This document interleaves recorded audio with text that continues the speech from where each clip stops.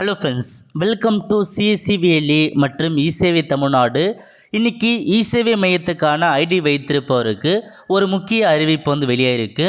இப்போ இதை பற்றின மொத்த இன்ஃபர்மேஷன் தான் இந்த வீடியோ பார்க்க போகிறோம்.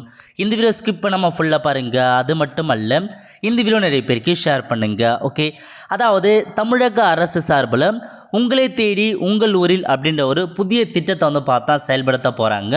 இது எந்த மாதிரி திட்டம்னா, ஒவ்வொரு தாலுக்குமே சம்மந்தப்பட்ட கலெக்டர் ஆஃபீஸ் ஒரு நாள் தங்கி அந்த ஊரில் எல்லாமான ஸ்கீம்லாம் போயிட்டுருக்கு, எல்லாமே கரெக்டாக போயிட்டுருக்கா, அதை பார்த்தா விசிட் பண்ண வராங்க.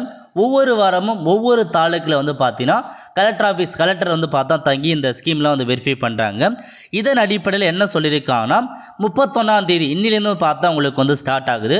31/1/2024 இன்றைக்கி பல தாலுக்கில் உங்களுக்கான கலெக்டர் ஆஃபீஸ் பார்த்தா ஸ்டே பண்ணி எல்லாமே செக் பண்ணுறாங்க.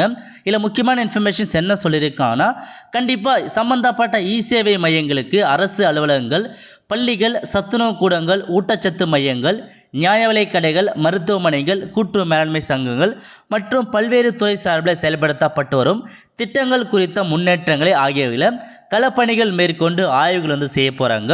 ஸோ இந்த டிபார்ட்மெண்ட் எல்லாமே பார்த்தா டைரெக்டாக சம்மந்தப்பட்ட கலெக்டர் விசிட் பண்ணி கண்டிப்பாக ஆய்வு செய்வாங்க.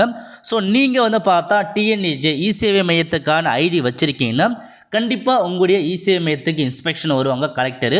ஸோ நீங்கள் பார்த்தா எல்லாமே நீங்கள் ரெடியாக தயார் நிலையை வச்சுக்கோன்றத தெளிவாக கொடுத்துருக்காங்க.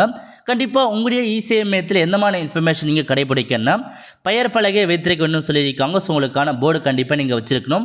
அதுக்கப்புறம் விலைப்பட்டியல் காட்சிப்படுத்தப்பட்டிருக்குன்னு சொல்லியிருக்காங்க. ஸோ உங்களுக்கான அந்த விலைப்பட்டியலாம் இருக்க பாருங்கள், எந்த மாதிரி ஸ்கீமுக்கு எவ்வளோ ரேட்டுன்றத ரேட் சார்ட் போர்டு கண்டிப்பாக வச்சுருக்கணும்.